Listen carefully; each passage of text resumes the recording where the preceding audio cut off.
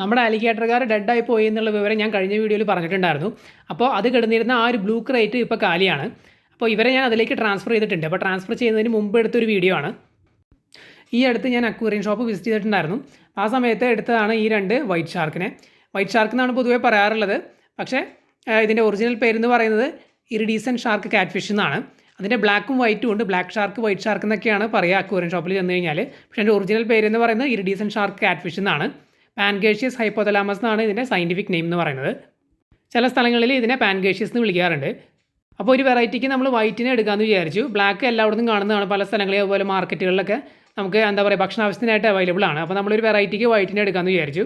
ഇത് ആൽബിനോ ആണെന്ന് എനിക്ക് കുറച്ച് കൺഫ്യൂഷൻ ഉണ്ട്. കാരണം ആൽബിനോ ആണെന്നുണ്ടെങ്കിൽ ഇതിൻ്റെ കണ്ണ് റെഡാണ് വരേണ്ടത്. പക്ഷേ ഇതിൻ്റെ കണ്ണ് ബ്ലാക്ക് ആയിട്ടാണ് എനിക്ക് ഫീൽ ചെയ്യുന്നത്.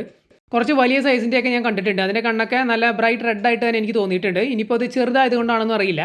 നിങ്ങൾക്ക് ആർക്കെങ്കിലും ഈ ഒരു മീനിനെ വളർത്തി എക്സ്പീരിയൻസ് ഉണ്ടെന്നുണ്ടെങ്കിൽ ഇതിൻ്റെ കണ്ണിൻ്റെ കളർ എന്താണെന്ന് കൃത്യമായിട്ടൊന്ന് കമൻറ്റ് ചെയ്ത് അറിയിക്കുക.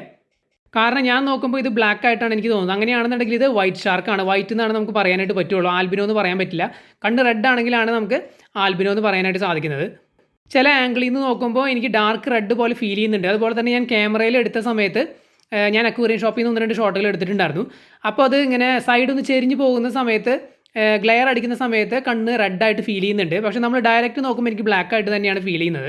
പക്ഷേ പല യൂട്യൂബ് വീഡിയോകളിൽ ഞാൻ കണ്ടിട്ടുള്ളത് ബ്ലാക്കും വൈറ്റും ആണ്. പക്ഷേ ആ വൈറ്റ് ആൽബിനോ ആണ് അവർ പറയുന്നത്. അതിൻ്റെ കണ്ണ് നമ്മൾ ശ്രദ്ധിക്കുമ്പോൾ കണ്ണ് റെഡ് തന്നെയാണ്. പക്ഷേ ഇതിൻ്റെ കണ്ണ് കാണുമ്പോൾ ബ്ലാക്ക് ആയിട്ടാണ് ഫീൽ ചെയ്യുന്നത്.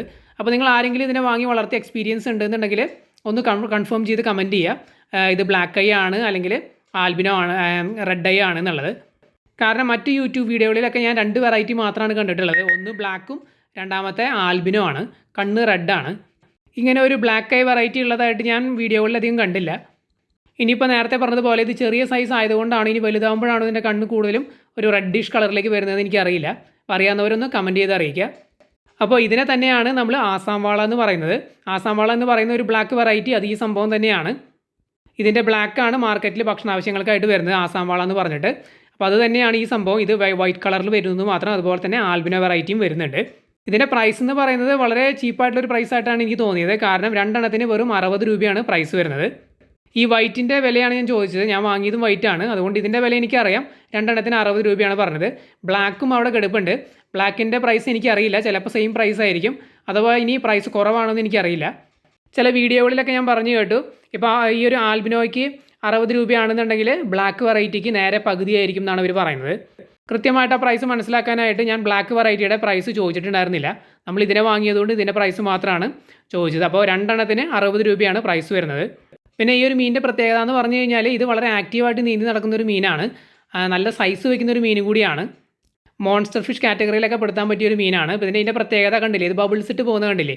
ഇത് മുകളിൽ വന്നിട്ട് ബ്രീത് ചെയ്ത് പോകുന്നതാണ്. ഇതിന് അന്തരീക്ഷത്തിൽ നിന്ന് ഡയറക്റ്റ് ശ്വസിക്കാനുള്ള കഴിവുണ്ട്. എനിക്ക് പണ്ട് കുറച്ച് ഡൗട്ട് ഉണ്ടായിരുന്നൊരു സംഭവമാണ്. കാരണം എനിക്കത് കൺഫർമേഷൻ കിട്ടിയിട്ടുണ്ടായിരുന്നില്ല ഇതിനെ ഡയറക്റ്റ് അന്തരീക്ഷത്തിൽ നിന്ന് ശ്വസിക്കാൻ പറ്റുമെന്നുള്ളത്. അതായത് നമ്മുടെ ജയൻറ്റ് ഗോരാമി, അരപ്പൈമ, അതുപോലെ വാഹകൾ, പിന്നെ അലിഗേറ്റർ ഗാറൊക്കെ ഡയറക്റ്റ് അന്തരീക്ഷത്തിൽ നിന്ന് ശ്വസിക്കുന്ന പോലെ, അതായത് കൺഫേംഡ് ആയിട്ടുള്ള ഒരു എയർ ബ്രീതർ ആണോ എന്നുള്ള കാര്യം എനിക്ക് ഉറപ്പുണ്ടായിരുന്നില്ല. അപ്പോൾ നമുക്ക് ഈ അടുത്ത് അത് കൺഫേം ചെയ്യാനായിട്ട് പറ്റിയിട്ടുണ്ട്. കാരണം ഇതിനെ വളർത്തുന്നവർ പറയുന്നത് ഇതിന് എയറേഷൻ കൊടുക്കേണ്ട ആവശ്യമില്ല എന്ന് തന്നെയാണ്. അവർ പറയുന്നത് ഇതിന് ഡയറക്റ്റ് അന്തരീക്ഷത്തിൽ ശ്വസിക്കാനുള്ള കഴിവുണ്ടെന്ന് തന്നെയാണ്. കാരണം നമുക്കിപ്പോൾ ഇത് അക്വേറിയം ഷോപ്പിലാണെങ്കിലും ഇപ്പോൾ നിങ്ങൾ നോക്കിയാൽ നിങ്ങൾക്ക് മനസ്സിലാവും, അത് മുകളിൽ വന്നിട്ട് എയർ എടുത്ത് പോകുന്നുണ്ട്, ബ്രീത് ചെയ്ത് പോകുന്നുണ്ട്. എയർ ബ്രീതിങ് ഫിഷുകൾ അല്ലെങ്കിൽ അന്തരീക്ഷത്തിൽ നിന്ന് ഡയറക്റ്റ് എടുക്കാൻ പറ്റുന്ന മീനുകൾ മാത്രമാണ് അങ്ങനെ ബബിൾസ് ഇട്ട് പോകുന്നത്. സാധാരണ നമുക്കറിയാം ഇതുപോലെ നല്ല ആക്റ്റീവായിട്ട് നീന്തി നടക്കുന്ന മീനുകൾക്കൊന്നും അത്തരം എബിലിറ്റീസ് ഇല്ല.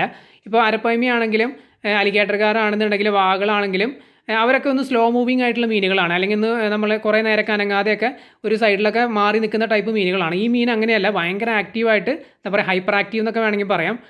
അങ്ങനെ നീന്തി നടക്കുന്ന ഒരു മീനാണ്. അത്തരം മീനുകൾ നമ്മൾ കണ്ടതിൽ നമ്മൾ ഏത് മീനിനെ എടുത്താലും അവർക്ക് ഇങ്ങനെ അന്തരീക്ഷത്തിന് ഡയറക്റ്റ് ബ്രീത് ചെയ്യാനുള്ള കഴിവില്ല. അപ്പോൾ അത്തരം ഒരു എബിലിറ്റി ഉള്ള ഒരു മീനാണിത്.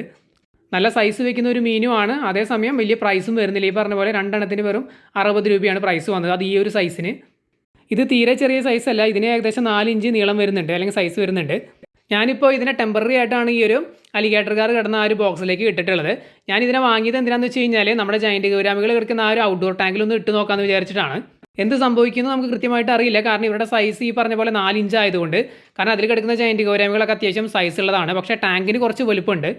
ഇവർക്ക് 2 പേർക്കും കുഴപ്പമില്ലാതെ നടക്കാൻ പറ്റുകയാണെന്നുണ്ടെങ്കിൽ അതിൽ കിടന്ന് അത്യാവശ്യം സൈസ് വയ്ക്കാം. പക്ഷേ അതിൽ കിടക്കുന്ന ബ്ലാക്ക് ജയൻറ്റ് ഗൗരാമികൾ പണി കൊടുക്കുമെന്നുള്ള കാര്യം നമുക്കറിയില്ല. എന്തായാലും നമുക്കത് കണ്ടറിയാം. അപ്പോൾ കുറച്ച് നാൾ ഒന്ന് ഈ ഒരു ബോക്സിലിട്ടൊന്ന് കണ്ടീഷൻ ചെയ്തതിന് ശേഷം നമ്മുടെ മെയിൻ ഔട്ട്ഡോർ ടാങ്കിലേക്ക് മാറ്റാമെന്നാണ് വിചാരിക്കുന്നത്.